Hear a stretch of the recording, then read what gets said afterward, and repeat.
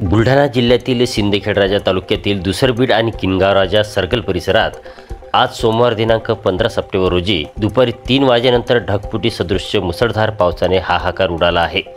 या पावसामुळे पाताळगंगा नदीला महापूर आला असून शेकडो हेक्टर शेती पाण्याखाली गेली आहे। शेतातील उभी पिके उद्ध्वस्त झाल्याने शेतकऱ्यांचे प्रचंड नुकसान झाले आहे। किनगावराजा गावाला पाण्याने वेढा दिला असून अनेक नदी नाले तुडुंब भरले आहेत। परिणामी ग्रामीण भागातील अनेक रस्ते बंद झाले असून वाहतूक ठप्प झाली आहे। सध्या या परिसरात पाऊस सुरूच असल्याने शेतकऱ्यांचे नुकसान आणखी वाढण्याची भीती व्यक्त केली जात आहे। हातातोंडाशी आलेला घास निसर्गाने हिसकावून घेतल्याने बळीराजा हवालदिल झाला आहे। प्रशासनाकडून नुकसानीच्या पंचनाम्याचे काम लवकर सुरू होणे अपेक्षित आहे। शेतकऱ्यांना तातडीने मदत मिळावी अशी मागणी जोर धरू लागली आहे। शेतकऱ्याचा रक्त सांडायला लागलाय खाली, पावसासारखा रक्त आहे। तुम्हाला कर्जमाफी वर याची जर तुम्हाला दक्षता घ्यायची नसेल तर आम्हाला शेतकऱ्याला कर्ज सुट्टी जर द्यायची नसेल तुम्हाला, त्याच्यासाठी आम्हाला आत्महत्या केल्याशिवाय पर्याय नाही। हे पहा, हे पाणी झालंय शेतकऱ्याच्या शेतामध्ये। आता आमच्या कपाशीमध्ये सुद्धा तुम्हाला आम्ही दाखवणार आहोत।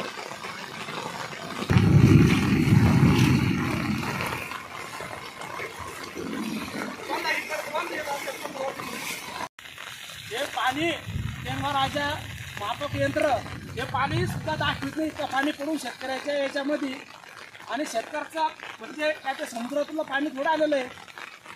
सरकारने याची काहीतरी दक्षता घ्यायला पाहिजे। शेतकऱ्याचे पाहे नुकसान आहे। पाणी म्हणे पर्जन्य मापक यंत्रणा बंद आहे आणि दाखवून राहिलं पाणी शेतकऱ्याच्या शेतामध्ये इतकं पाणी असून ते दाखवून राहिलं पाहे शेतकरी पाणी सरकार मायबाप जगाचा मायबाप पण पोषणदार म्हणतात ना।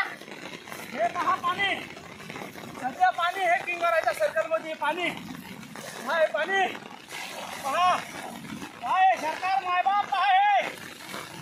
ही माझी दुसरी वाटणी आहे। ही खालची वाटणीमध्ये तुम्हाला दाखवलं, ही दुसरी वाटणी आहे। माझे वडील 100 वर्षापासून ही शेती करतात, पण अशी अवस्था कधी झाली नाही।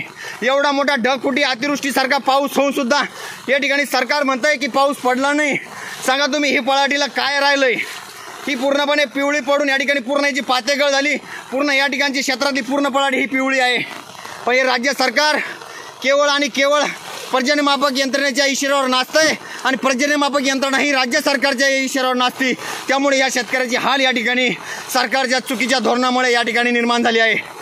या ठिकाणी गेल्या अनेक दिवसापासून शेतकरी योद्धा कृती समितीच्या माध्यमामधून आम्ही सरकारचं लक्ष वेधण्याचं काम या ठिकाणी करत आहे, पण सरकार आम्हाला थारा द्यायला तयार नाही।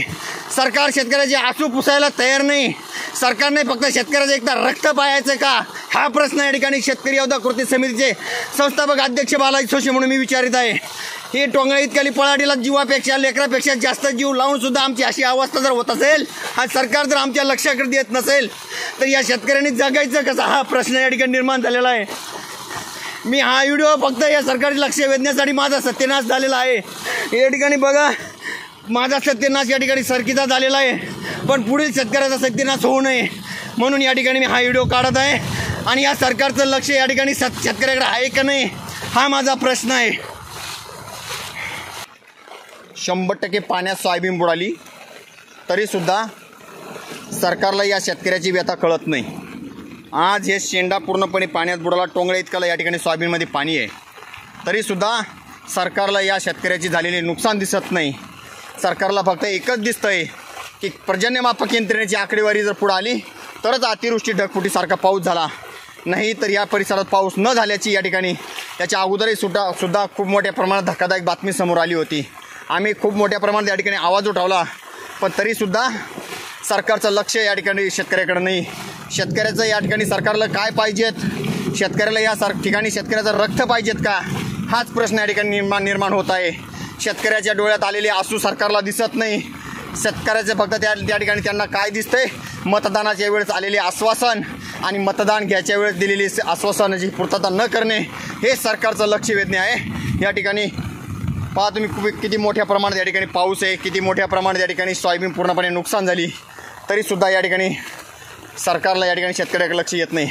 आपण एवढीच या ठिकाणी सरकारला विनंती करू, आता तरी सरकार मायबापा शेतकऱ्याचे आसू पुसा, आता तरी सरकार मायबापा या शेतकऱ्याकडे लक्ष द्या। ह्याच या ठिकाणी मागणी आपण या ठिकाणी करणार आहे। आणि जर एवढं करून जर सरकारला लक्ष शेतकऱ्याकडे लक्ष देत नसेल त्याच्या विरोधात सरकारला पळती भुई या ठिकाणी आपण कमी पडता कामा नये. सरकारचं या ठिकाणी मोठ्या प्रमाणात नुकसान करू.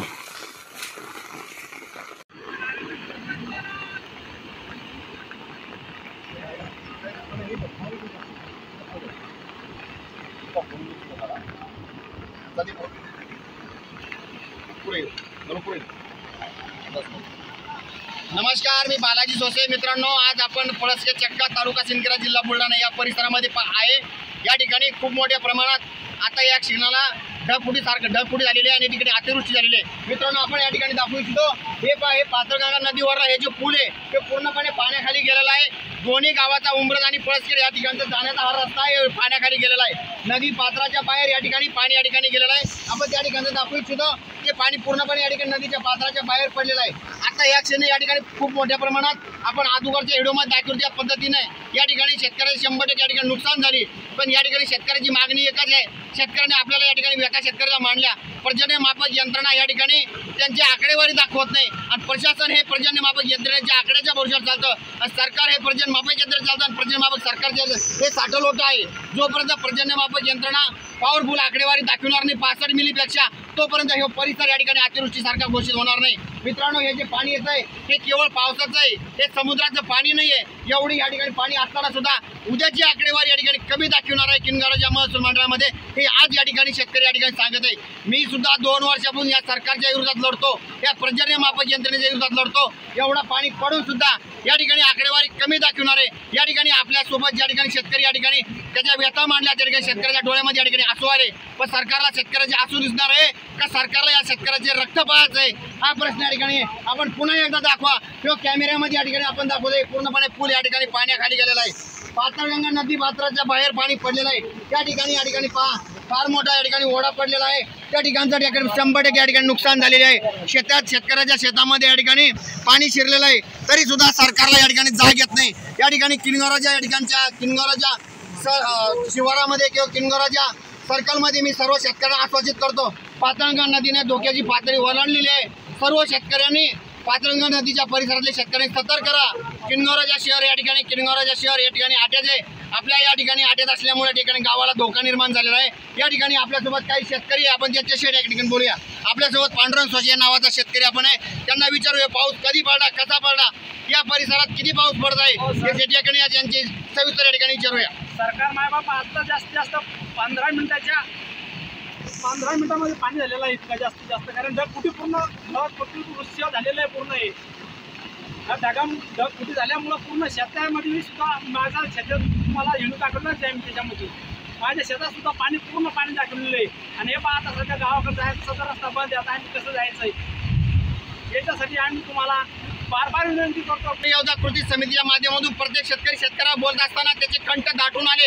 कारण या सरकारला या शेतकऱ्याचे कंठ समजत नाही. या सरकारला या शेतकऱ्याचे फक्त सरकार या ठिकाणी शेतकरी दिशाभूल करते. म्हणून या ठिकाणी पुन्हा एकदा बघा, हे संपूर्ण परिसर नाही, हे संपूर्ण सिंदखेड परिसर, संपूर्ण सिंदखेड तालुका या ठिकाणी अतिवृष्टी या ठिकाणी पाऊस पडलेला आहे.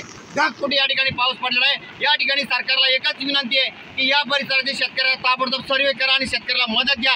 नाहीतर शेतकऱ्याचं रक्त जर उसळलं या पाण्यासारखं तर सरकारला पडती भूमी या ठिकाणी कमी होईल. या ठिकाणी शेतकऱ्याच्या वतीने या ठिकाणी इशारा या ठिकाणी शेतकऱ्याने दिलेला आहे.